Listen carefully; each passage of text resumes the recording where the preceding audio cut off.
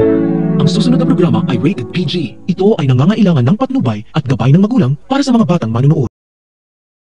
Ang kaso ni Atty. Meredith Simmons na ang pinakamahirap na kasong hinawakan ni Atty. Renan Alon dahil napakagaling magtago ng krimen ng totoong sospek.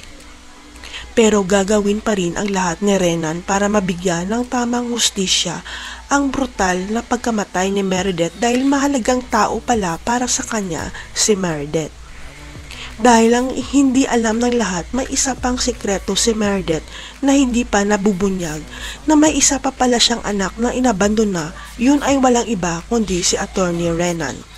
Kaya nang malaman ni Renan na kailangan ng abogado sa kaso ni Atty. Meredith, hindi kaagad siya nagdalawang isip na magpresenta na siya ang magiging abogado sa kaso. Pero hindi akalain ni Renan na hindi pala madali ang paghahanap sa totoong sospek at hindi rin siya kumbinsido na si Lilith ang totoong pumatay sa kanilang ina. Pero walang magawa si Renan dahil si Lilith ang tinuturo ng witness sa kaso at si Lilith rin ang dinidiin ni Ira na makulong na kanya namang ipinagtataka.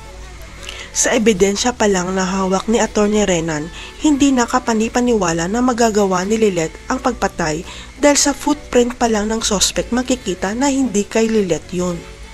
Napaisip tuloy si Renan sa sinabi ni Lilith na parang may pinagtatakpan ang witness sa kaso dahil bakit ito nakipagkita kay Era bago siya magsumbong sa mga kapulisan. Dito na madidiskubre ni Atty. Renan na may tinatagong sekreto pala itong si Era.